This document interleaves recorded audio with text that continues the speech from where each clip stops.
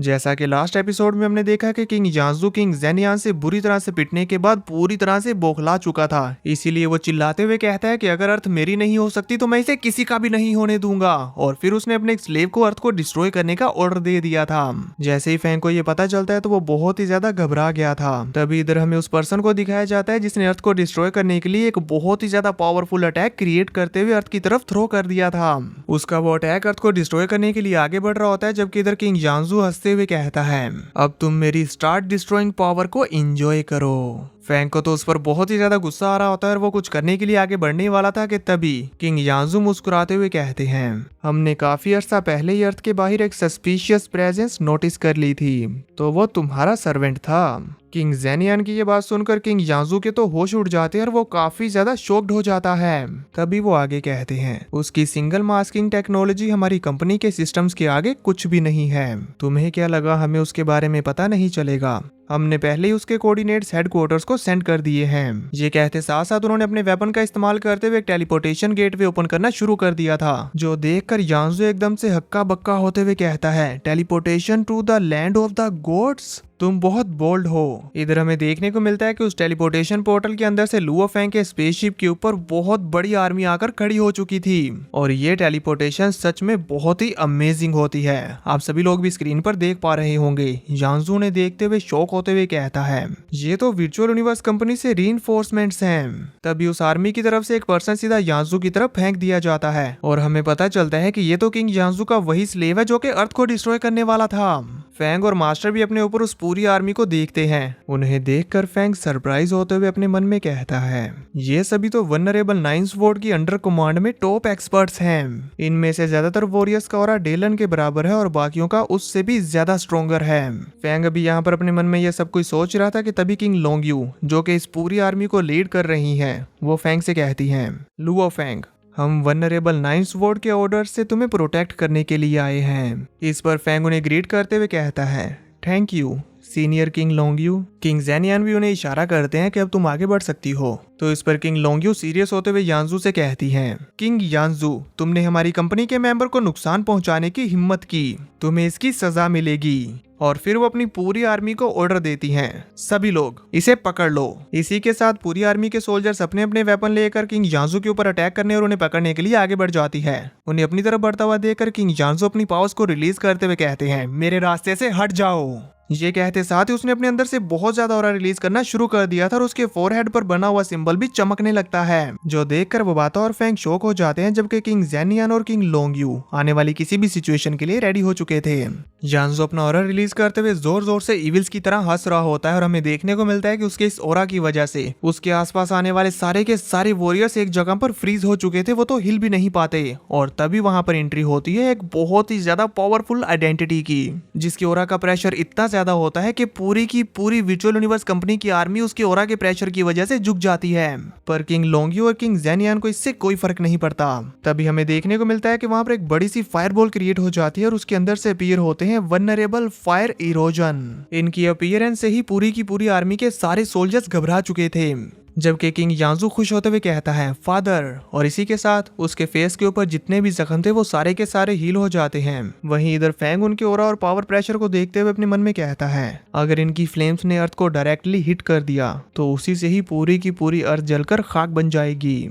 ये एक ऐसे पर्सन है जिन्होंने वर्ल्ड मास्टर लेवल पर होते हुए मार्क्यूस लेवल के अनडाइंग वॉरियर को हरा दिया था और फिर जब ये एक अनडाइंग बीइंग बने तो ये तुरंत ही किंग लेवल पर पहुंच गए थे और सिर्फ tens of thousands of years में ये यूनिवर्स वनरेबल बन गए, वनरेबल फायर इरोजन। ये कहते साथ साथ हमें यूनिवर्स वनरेबल की पावर्स को दिखाया जाता है कि सिर्फ उनके वहां पर आने की वजह से ही चारों तरफ अब सिर्फ उनका ही ऑरा फैला होता है। इवन यहाँ पर किंग यांजू भी अपने फादर की पावर्स को देखते हुए एकदम से हैरान रह जाता है, जबकि उसके सभी साथी वनरेबल फायर इरोजन को ग्रीट कर रहे होते हैं। अब वनरेबल फायर इरोजन को अपने सामने देखते हुए किंग जेनियान ने भी अपने वेपन को वापस रख लिया था।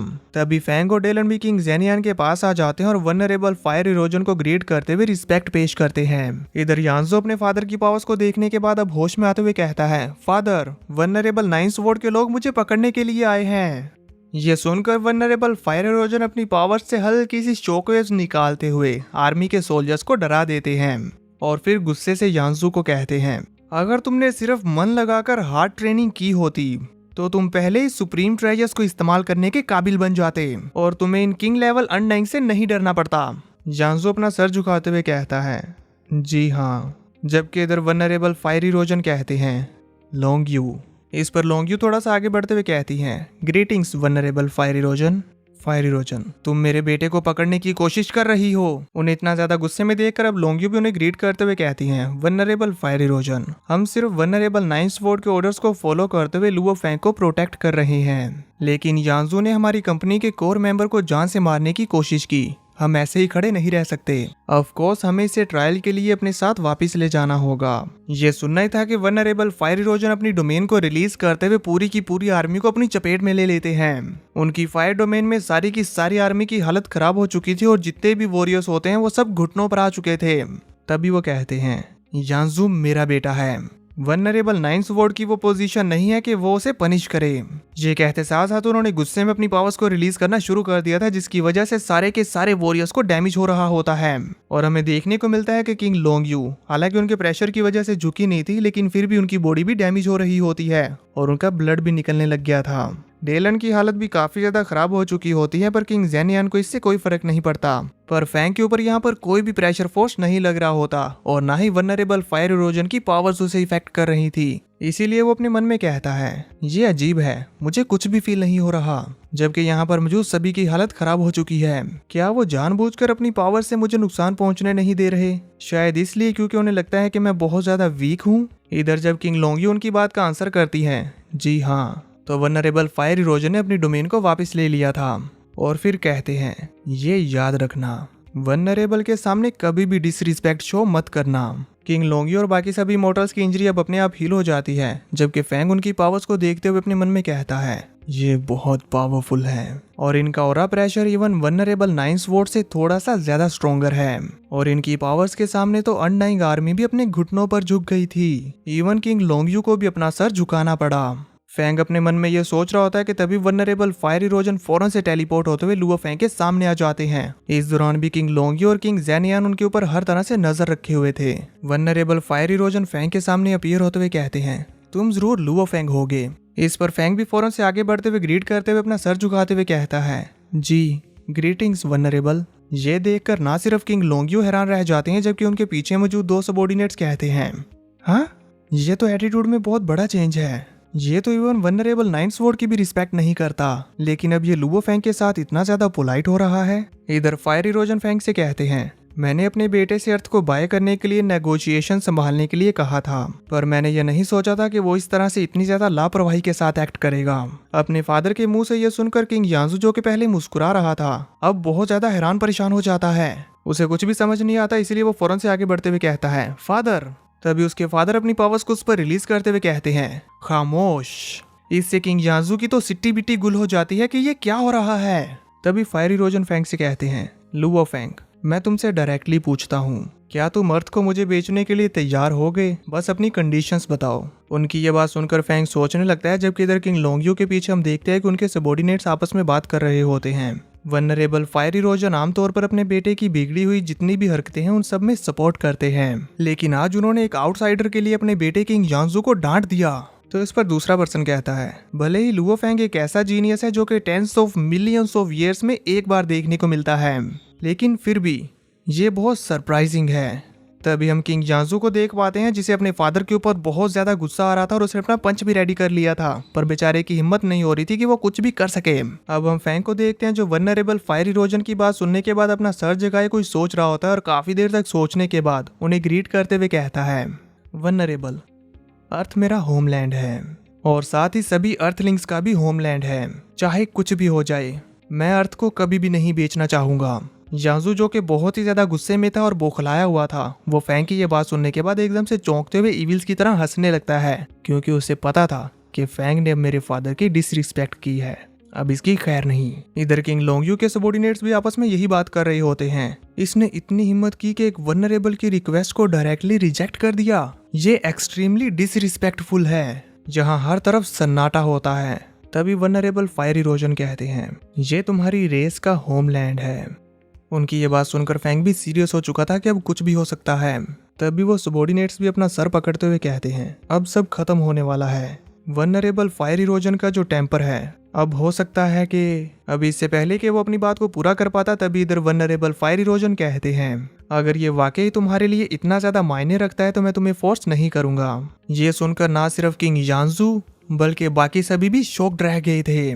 तभी फायर इरोजन आगे कहते हैं, और रही बात यांजू की, उनका ये कहना ही था कि इधर हम यांजू को देखते हैं जिसको अपने फादर का टेरिफाइंग ऑरा फील हो रहा था और वो अपना सर झुकाते हुए कहता है, क्या फादर यूजुअली मुझे मेरे नाम से तभी बुलाते हैं जब वो बहुत ज्यादा गुस्से में हो। तभी venerable fire erosion directly King Yanzu से कहते हैं, तुम्हारा बिहेवियर तेजी से लापरवाह होता जा रहा है, तुम सूनर या लेटर हमारे लिए बहुत बड़ा डिजास्टर लाओगे। इस बार तुम्हें जरूर पनिशमेंट मिलेगी और तुम्हारी सजा है कि तुम 9th स्टार रीजन प्रिजन में 1000 एराज के लिए कैद रहोगे।